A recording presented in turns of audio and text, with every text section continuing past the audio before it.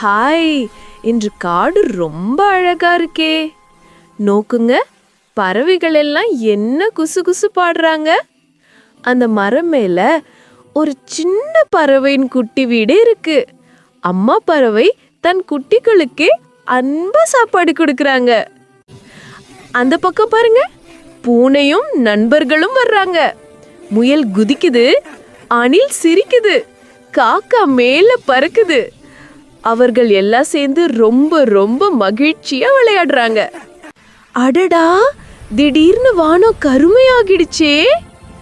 காற்று zoom zoom என்று வீச தொடர்ந்துச்சு. பறவைகள் எல்லாம் பயந்து பறக்க ஆரம்பிச்சிடாங்க. ஓஹோ, இப்போ மழையே கொட்டுது. நீரும் மேல மேல எழும்பிடுச்சு. அட பாவம், காடு முழுசா வெள்ளம் ஓட ஆரம்பிச்சிருக்கே.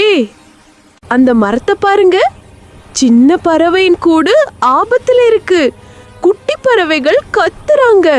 அம்மா பறவை டென்ஷன்ல இருக்காங்க. ஐயோ, பூனை இதையெல்லாம் பார்த்ததும் ரொம்ப பயந்து எனக்கு பறவைகளை காப்பாத்தணும்னு ஓடுறது பாருங்க. பூனை நண்பர்களை எல்லாம் அழைக்குது.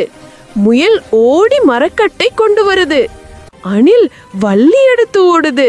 காக்கா மேலிருந்து இங்கே இங்கேன்னு சொல்லுது.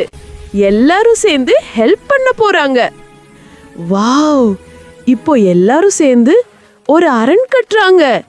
பூனை வள்ளி கட்டுது, முயல் மரக்கட்டை தள்ளுது, அணில் சின்ன சின்ன கட்டுகள் வைக்குது, காக்கா மேலிருந்து வழிகாட்டுது.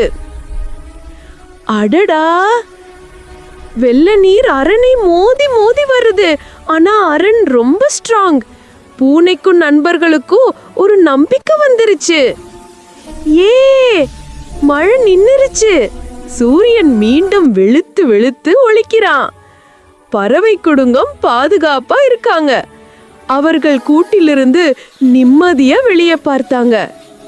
பறவை அம்மா கீழே இறங்கி, நன்றி, நீங்க இல்லாம நாங்க எப்படி காப்பாத்தப்படுவோம்னு சொல்றாங்க. பூனைக்கும் நண்பர்களுக்கும் ரொம்ப சந்தோஷம். இக்கதையின் சூப்பர் பாடம் என்ன தெரியுமா நண்பர்களே? நாம எல்லாம் சேர்ந்து இருந்தாலே, தன்னம்பிக்கை இருந்தாலே எந்த பிரச்சனையையும் வெல்ல முடியும்.